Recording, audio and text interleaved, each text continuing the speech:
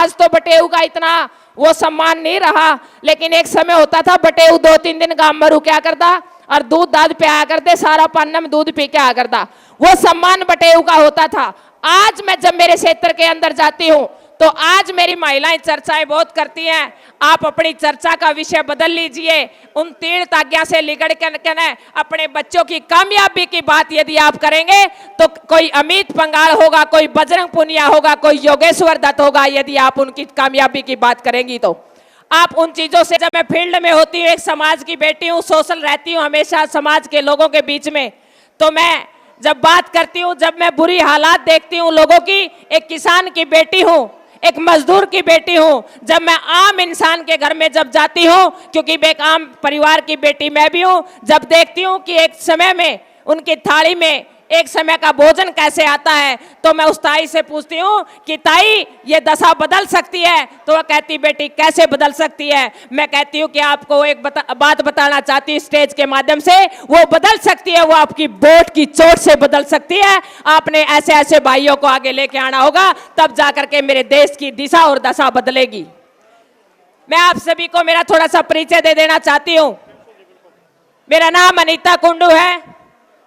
मेरा जन्म हिसार के गांव फरीदपुर में हुआ। हमारे 5 गांव कुंडुओं के वहां भी है और सौभाग्यशाली हूँ। एक ताऊ पूछ रहा था अभी, बेटी कौन से गांव की बेटी है? माताऊ, आज तो परमात्मा की दया से ये आशीर्वाद है कि पूरे हिंदुस्तान की बेटी कहलाने का सौभाग्य मिलता है। मैं आप सभी को बता दूं कि मैंने उस विश्व की सबसे ऊंची चोटी माउंट एवरेस्ट, जिसका आप सभी ने नाम चुना होगा, सबसे ऊंची चोटी पर जो 2 रास्तों से चढ़ाई होती है, एक नेपाल और एक चाइना, दोनों साइड से एवरेस्ट करने वाली मैं भारत की पहली बेटी हूं। और उस चोटी पर मैंने 3 बार देश का तिरंगा लहराया। एक बार तो तब लहराया कि जब मैंने इस गेम की शुरुआत की, क्योंकि बाकी गेमों की पॉलिसी है, बाकी गेमों को सरकार बहुत सारा सपोर्ट देती है, पैसा देती है, लेकिन मेरा गेम एक ऐसा गेम है जिसको चलाने के लिए मैंने बहुत मेहनत करनी पड़ती है और बहुत सारा पैसा लगाना पड़ता है, स्पॉन्सर जुटाने पड़ते हैं। इतनी मेहनत करनी पड़ती है कि एक अभियान पे कम से कम 40 लाख रुपए खर्चा आता है। ऐसे मिशनों को मैंने क्लाइम किया और जब मैं शुरुआत की तो उन अंग्रेजों ने, उन विदेशी लोगों ने ये कहा था कि हिंदुस्तान के लोग इस गेम को नहीं चला सकते। लेकिन जब मैंने तीसरी बार एवरेस्ट की तो मैंने उस एवरेस्ट की चोटी की चढ़ाई करते वक्त पूरे विश्व के लोगों का नेतृत्व किया। मैं लीडर रही उस अभियान की। मैं मेरे युवा साथियों को एक बात कहना चाहती हूं, असंभव कुछ नहीं है। जब मैं इस मिशन को, इस गेम को लेकर के चली तो मैंने बहुत सारी चुनौतियों का, कठिनाइयों का सामना किया, लेकिन मैं रुकी नहीं। मैंने उस विश्व की एक चोटी को क्लाइम नहीं किया। अपने पूरे वर्ल्ड के अंदर 7 महाद्वीप है, 7 महाद्वीपों की सबसे ऊंची चोटियों पर मैंने अपने देश का तिरंगा लहराने का सौभाग्य प्राप्त हुआ। मैं एक ही बात कहना चाहूंगी, एक किसान के परिवार में जन्म लिया। 12 साल की उम्र थी तब मेरे पिता इस दुनिया में नहीं रहे। एक विधवा माँ, एक ऐसी माँ जो खाट पे है, चारपाई पे है, बीमार है, 3 बहन 1 भाई। लेकिन मेरे सामने बहुत सारी भयंकर परिस्थितियां थी, लेकिन उन परिस्थितियों को या तो मैं स्वीकार कर लेती, उनको अपनी मान लेती, या फिर मैं उनको बदल लेती। मैंने उन चीजों को अपनी आंखों से देखा, उन हालातों को देखा और मैंने ठाना। मैंने अपने खेत में जाकर के अपने कंधे पर हल भी खुद चलाया। मुझे यह भी पता है मुन्नी से गेहूं कैसे बोई जाती है, हल का पत्ता कैसे डलता है, खेत में ट्रैक्टर कैसे चलता है, बड़ कैसे जोते जाते हैं और रात को खेतों में पानी कैसे लगाया जाता है, वो मैंने खुद अपने हाथ से किया। मैं एक ही बात कहना चाहूंगी, मेरे जितने भी छोटे बहन भाई हैं, कि कोई भी काम असंभव नहीं होता, ना कोई काम लड़का लड़की का होता। मैंने मेरे घर में एक किसान परिवार में जन्म लेकर के कभी ये नहीं सीखा कि भाई ये लड़के का काम, ये लड़की का है। मेरे पिता ने उस 12 साल की उम्र में हम बहन भाइयों को वो जिम्मेवारी दी। मैं झाड़ू लगा रही हूँ तो मेरा भाई पोछा लगा रहा है, मैं रोटी बना रही हूँ तो मेरा भाई सब्जियों कर रहा है, अगर मैं खेत में हल चला रही हूँ तो मेरा भाई साथ में कसी के साथ काम कर रहा है। मैं एक ही बात कहना चाहती हूँ, इंसान का हर काम अपना धर्म होता है, काम से बड़ा कोई धर्म नहीं होता है। यहाँ पर आज अनीता कुंडू को नहीं बुलाया गया है। आज यहाँ पर मैं एक ही बात कहती हूँ, यहाँ पर आज मेरे कर्म को बुलाया गया है, क्योंकि अनीता तो आपको हजारों मिल जाएंगी। मेरा कहने का भाव यही है, मायने ये नहीं रखता कि आपका जन्म किन हालात में हुआ, किन परिस्थितियों में हुआ, किन हालात में, किस जाति में, किस धर्म में हुआ। मायने ये रखता है कि आपका लक्ष्य क्या, आपका टारगेट क्या है, आप जाना कहाँ पे चाहते हैं।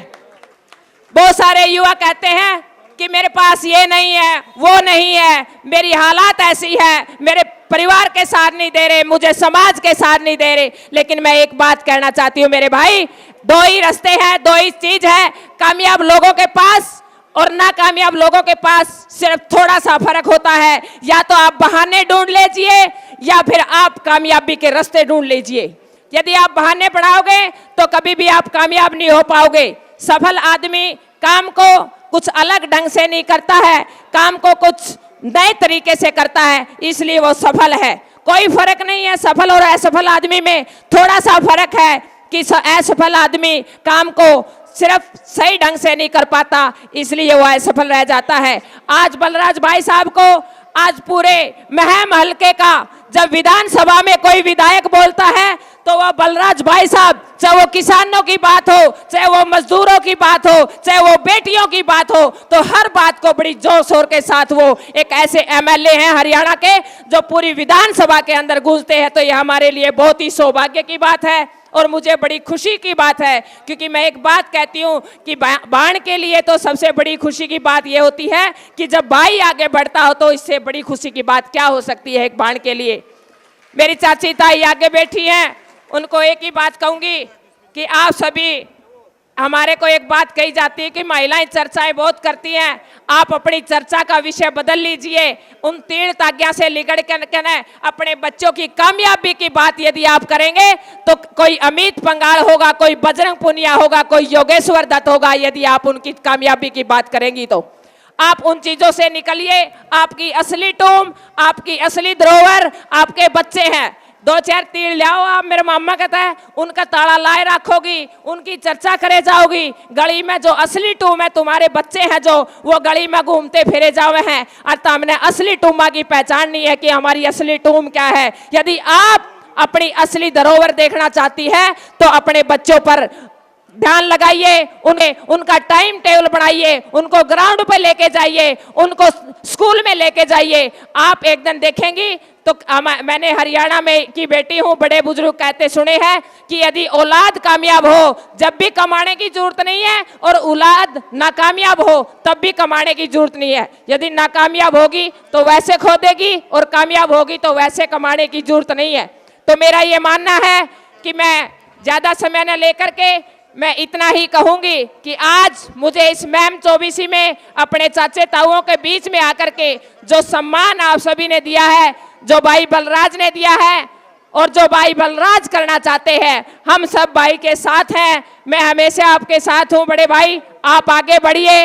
और अब 2024 में 2 साल और आपके सामने हैं। अगर आप कुछ बदलना चाहते हो, अगर आप बदलाव देखना चाहते हो तो सिर्फ 2 साल के बाद फिर आपके सामने वही त्योहार, वही पर्व आपके सामने आने वाला है जो सबसे बड़ा त्योहार है। अगर आप चाहते हो कि हमारे देश की दिशा दशा बदले तो आपने अपने वोट का प्रयोग सही तरीके से करना होगा। और एक अच्छे उम्मीदवारों को, मैंने एक बुक पढ़ी थी राजनीति के ऊपर, 2 लाइनें आपको बता करके जाऊंगी।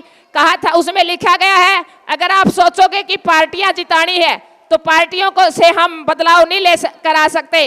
आपके इलाके में चाहे वो व्यक्ति निर्दलीय है, चाहे वो व्यक्ति कोई भी है, लेकिन वो व्यक्ति अच्छा और सच्चा इंसान होना चाहिए जो अपने हल्के का विकास करवा सके। व्यक्ति को जिताओगे तो हर हल्के में एक एक अच्छा व्यक्ति आपको मिल जाएगा। अगर आप पार्टियों को जिताओगे तो पार्टियों में तो वही व्यक्ति है, कभी उसमें चला गया, कभी उसमें चला गया। मेरा ये मानना है कि आपके बीच में से जो अच्छा इंसान है उसको उठा करके अगर आप अच्छे इंसानों को राजनीति में लेके आओगे तो 100% राजनीति में बदलाव होगा। ये हम सब मिलकर कर सकते हैं। ये लोकतंत्र की जीत है, ये लोकतंत्र की ताकत है।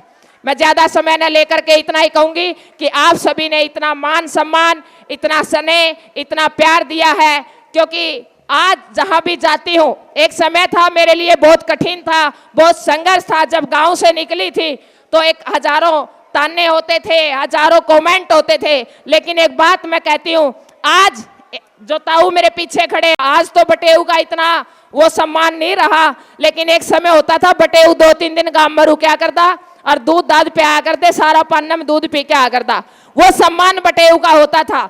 आज मैं जब मेरे क्षेत्र के अंदर जाती हूँ तो आज मेरी कामयाबी से वो बदलाव आया है कि जब मैं मेरे क्षेत्र के अंदर जाती हूँ, जैसे एक बटेऊ का सम्मान होता है, वो सम्मान मेरा होता है वहां जाकर के।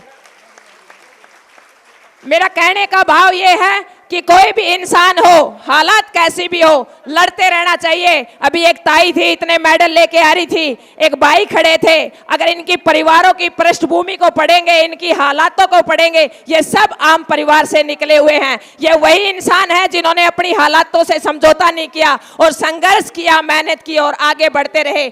आप सभी ने इतना सम्मान दिया, बहुत ही आभारी हूं आपकी और हमेशा रहूंगी। सौभाग्य है कि आज इतना सम्मान आप सभी ने मुझे दिया। आप सभी का तहे दिल से बहुत बहुत धन्यवाद। जय हिंद, जय भारत।